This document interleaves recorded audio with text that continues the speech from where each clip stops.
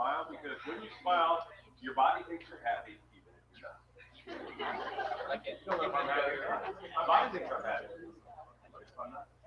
The other thing, if you breathe, what's good about breathing? You don't pass out. You probably won't die if you're not breathing because you pass out quick. So when you're stepping up, hey guys,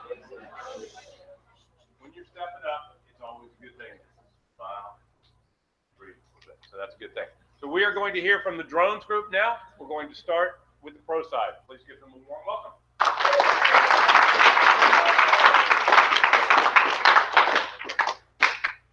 Good morning. My name is Owen Custer, and alongside me is Malachi Hill, Brooke Nazar, and Jocelyn Knopf. The government is trying to pass a law which legalizes the use of commercial, military, and individual uses of drones in U.S. airspace. Today, during our presentation, we will talk to you about how drones are used in the commercial industry, how they're used with unique jobs and deliveries, how they are used in military services, and cost of using drones is, and how they're used for. Good morning. I'm Luke Agee. I'm Camden Hill. And I'm Bree Johnson. And today we are presenting the cons of drones. Congress is thinking about letting legislation allow drones in businesses, government, and for private purposes, but we think that this is a bad idea because of the arguments that we have in the presentation. Drones are used in photography, mapping, archaeology, GIS application, geographic information, and feature recognition, where you target surveillance, security, private investigation, electric and pipeline installation, and filming. Directors will use drones to gather wide shot or aerial to English broadcast, and they're also used for example, football. It was used for recording to a better angle as well. But they don't just have to be filmed. Another example, Super Bowl 51 at the house. The Lady Gaga used drones for the light split of the American flag. The Moxley 3.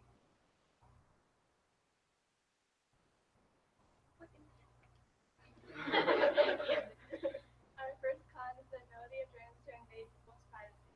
This is a very big concern among many people. Most drones rely on the GPS and a camera to navigate properly. So if you order something from Amazon and a drone delivered it to you, it would permanently have the location of your home and your page in the system. Criminals could easily use these types of drones to get this information from you and to harm you. This will create even bigger trust issue between businesses and their customers. For privacy concerns, customers will shy away from businesses that have adopted the technology of drones.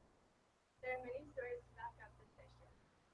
Last July in Kentucky, there were two girls sunbathing in their backyard when a recording drone showed up and started hovering over. Their dad noticed it and immediately shot it down and later told the reporter how we don't know if the people behind these drones are pedophiles, thieves, or even ISIS. In England, Greater Manchester Police has reported 58 incidents since 2014 involving drones. Also, in Northern Ireland, the police service has reported drones recording people hovering over ATMs to record people entering their PIN number. This will most likely start happening in America if we continue our use of drones. Drones today are used in military service. As you can see to my left on the table, drone use and cost is predicted to decrease up through the year 2020. Drones, as we know, are used in military services for surveillance, as Brooke stated before me. The average cost of sending soldiers to other places to fight for our country is around $300,000 per hour. This is per soldier. Now think about that. Each soldier, the cost per hour, put that together. But the MQ-9 Reaper drone has a operational cost of $3 million plus the uses and services, which is an extra $6.48 million. And they use drones to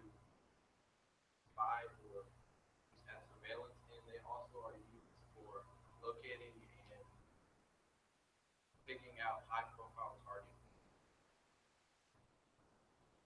Drones aren't always as accurate as they're made out to be. It has been shown that 90% of the people killed by drone strikes were civilians. This was shown, an example of this was in Yemen in December of 2013 when there was a wedding party coming back from their wedding and there were 14 people and they were all killed by a drone strike because the government had thought that their bands were those of Al Qaeda. And so in turn they all lost their life because of a misunderstanding. And then in January of this year, it was seen that the drone strike that Obama allowed caused for the death of 117 civilians. And even though the government makes drone strikes out to be non-harmful to civilians and to only kill the terrorists and the bad people, this cannot be proven because once you've already blown someone up, there's no way to know for sure whether they were to blame the aftermath.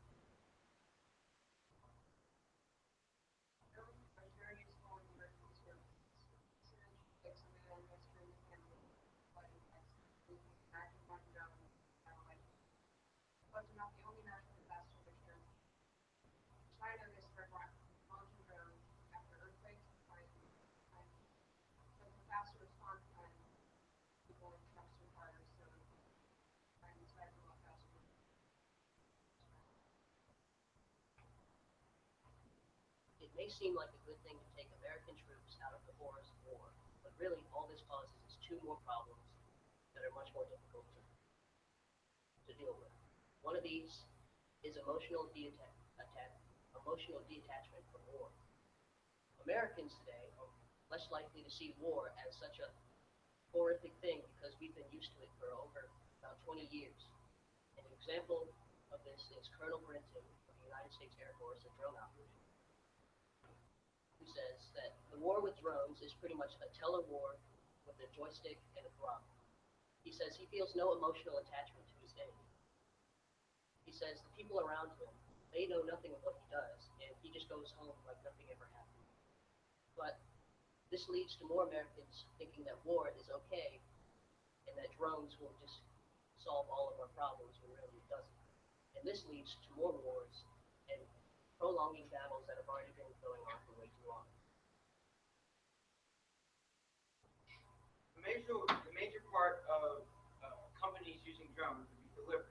Delivery is the way to get the things that you need, I guess. But with drones, packages, anything that is needed quickly can get there to you.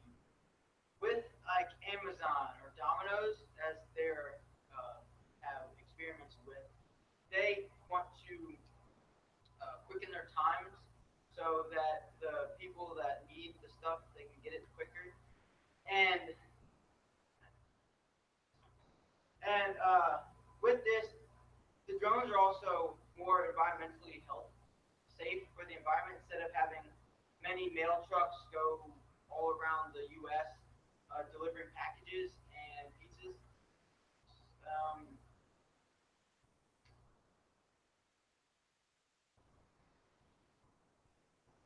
In the first study of its kind, the Defense Department found first-war drone operators had undergone anxiety, depression, and PTSD. Since 2011, 46% of Reaper and Predator drone operators and 48% of Global Hawk drone operators said they had undergone extreme stress while operating drones. These percentages are a lot higher than manned pilots and aircraft pilots. The difference between manned aircraft and drones is that drones are at such a high altitude that when a bomb is dropped, they can see the carnage after without moving the drone. Where planes, they just drop the bomb and leave. Since 2008, about each year the Air Force trains 1,300 more than fighter pilots and bombers. Psychologists are pushing that drone operators receive the same PTSD attention as war veterans. In conclusion, drones are the cheapest military weapon and they're very needed drones and possibilities are endless for what you use drones. Some will be not even possible. Just remember, not even God will. Drones have already caused many problems and will continue to cause many problems as they continue to be used more often. Privacy concerns, killing innocent people, PTSD, and disconnection from war are a few of the many cons to drones. All in all, our group thinks that Congress should not let legislation allow for the use of drones by business, government, and individuals in society.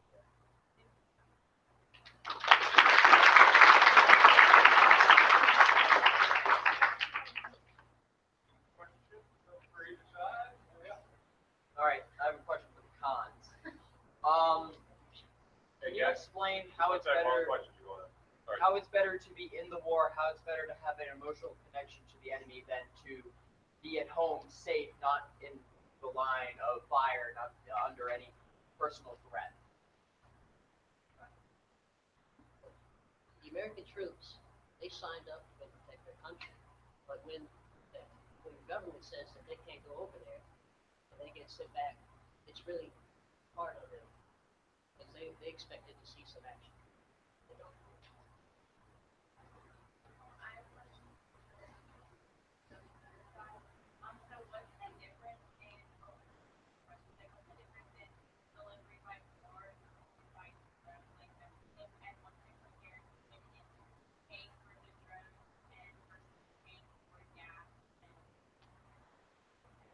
Well, with the delivery of drones, there are no carbon gases released into the atmosphere, which is bad for the atmosphere, unlike cars.